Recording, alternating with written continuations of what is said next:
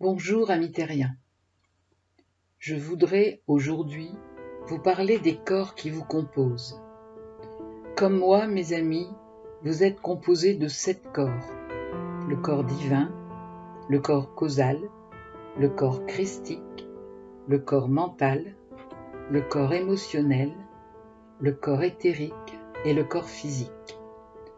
Sachez que les 3 premiers corps divin, corps causal et corps christique, sont des corps parfaits que vous appelez sur Terre corps supérieur. Les 4 autres, corps mental, corps émotionnel, corps éthérique et corps physique, vous les appelez corps inférieurs. Ils renferment une énergie que vous devez racheter et transmuter en perfection selon les énergies disqualifiées que vous avez engendrées au cours de vos incarnations passées. Sachez que de tous ces corps, seul le corps physique appartient au monde de la densité, c'est-à-dire le monde dans lequel vous vivez. Vous ne le savez pas, mais tous ces corps s'imbriquent les uns dans les autres, un peu comme des poupées gigognes, et ils dégagent chacun une lumière qu'on appelle communément l'aura.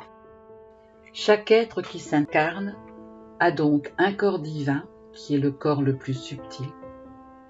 C'est celui qui a le taux vibratoire le plus haut, et ce corps est aussi appelé présence je suis. Vous ne le savez pas, mais le corps divin, c'est l'être à travers lequel vous fonctionnez quand vous réalisez votre ascension. C'est en quelque sorte le Dieu en vous. Il ne connaît que la perfection et il la répand à longueur de temps. Cet être ne meurt jamais, il est éternel, mes amis. Entre 2 incarnations, il séjourne le temps qu'il veut à l'école des 7 sphères.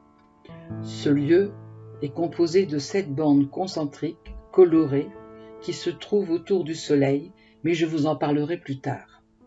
Après le passage à l'école des 7 sphères, le corps divin est entouré d'un corps appelé corps causal.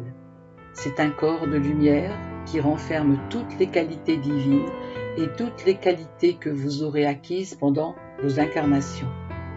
Il s'est construit au cours des éons en commençant par le temps passé à l'école des 7 sphères lors de la première incarnation, puis des suivantes. Suivant les comportements que vous avez durant vos incarnations, il ne renferme pas les mêmes choses. Il faut savoir qu'aucun corps causal n'est identique. Chaque corps causal est propre à chaque être.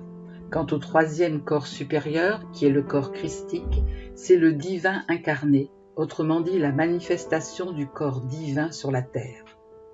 Ce corps a toutes les qualités du corps divin, mais a un taux vibratoire plus bas. Il a été créé parce que le corps divin ne pouvait pas s'incarner directement, puisqu'il est trop lumineux pour le monde de la densité dans lequel vous vivez sur la terre. Sachez que c'est le corps christique qui permet au corps divin de le faire. Ce corps se trouve dans le monde humain, mais il n'est pas affecté par les émotions de ce monde.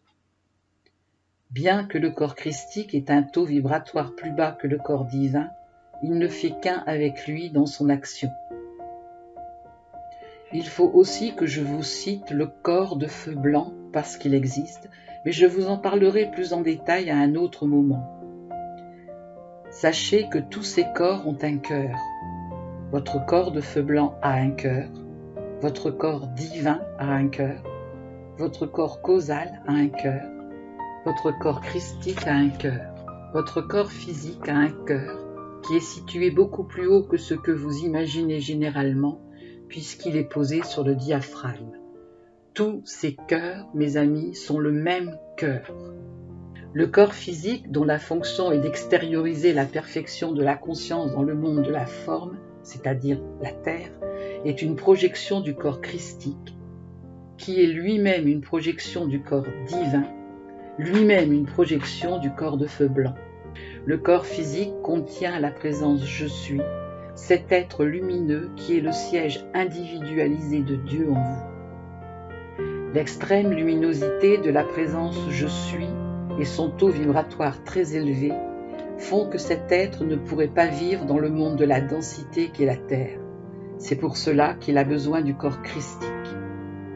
En effet, la densité sur votre Terre est telle que le corps physique baigne toujours dans une des 7 flammes sacrées qui est la flamme violette. Cette flamme est une flamme de transmutation, c'est-à-dire qu'elle transforme les énergies disqualifiées, donc négatives que vous avez créées, en lumière. Sans la présence de cette flamme dans le corps physique, la présence « je suis » ne pourrait pas exister. Il est une chose que je veux encore vous préciser aujourd'hui, mes amis, c'est que le corps de feu blanc, le corps divin et le corps christique sont reliés entre eux par ce que vous appelez sur Terre la corde d'argent. En fait, la corde d'argent est une sorte de canal de lumière qui pénètre dans le corps physique par le sommet de la tête, au niveau des fontanelles, et elle relie les différents corps entre eux, les approvisionne en énergie vitale, ce que vous appelez sur Terre le prana. Ensuite, elle va s'implanter dans le cœur de chacun d'entre vous en une triple flamme qui transmet la vie pure. Vous avez besoin d'intégrer ce que je vous ai appris aujourd'hui. Aussi, je ne vous en dirai pas plus. Je vous parlerai plus en détail de la triple flamme la semaine prochaine et des autres corps. Tout ce que je vous ai expliqué, vous pouvez le retrouver dans le livre de Chantal Saint-Paul. Je m'appelle Shambhala, je viens de la planète Mercure et je vis sur la Terre. À la semaine prochaine, mes amis.